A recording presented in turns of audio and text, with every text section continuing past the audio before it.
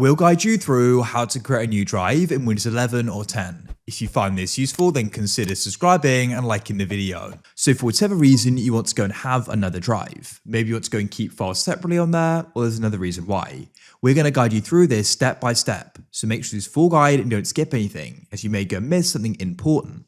So just to go and show you my current setup, what we can do is we can go and open up File Explorer. It'll be at the bottom of your computer, otherwise press search. And you can type in File Explorer, and then you can go and open it up. Go over to the left, and you can go and scroll up or down, and you want to find this PC. And you can, at the moment, only have one. So what we can do is go and make more. And you don't need to go and buy anything physical. We can go and use what we've currently got here. So to get started with this, we need to come into a tool or app on the computer. We'll just close that up here for now. There are different ways you can go and open this up. You can go and press search at the bottom, go and type in run, then press on this, and you'll get this pop-up. And in here, you want to go and type in disk mgmt.msc. Then you can go and press OK, and it will go and open up disk management.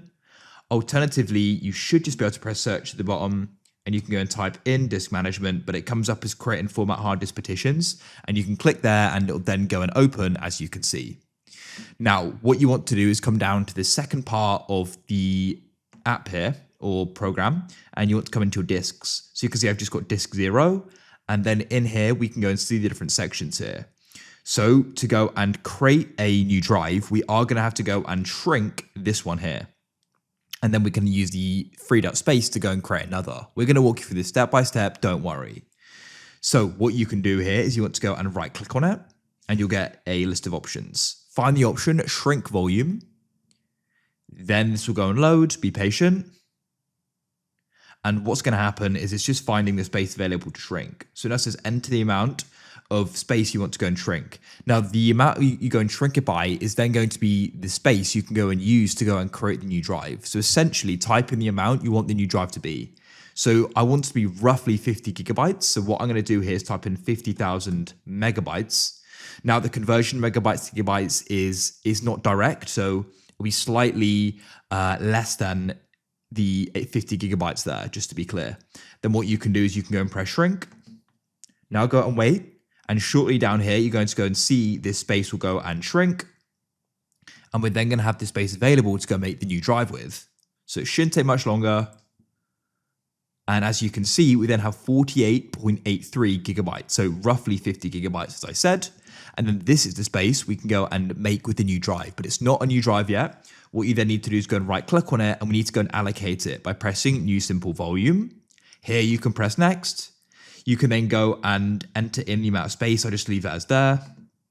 You can go and choose the drive letter, press next, and you can choose the file system, allocation unit size, and volume label. So I don't change any of this. I keep it as it is, as you can see.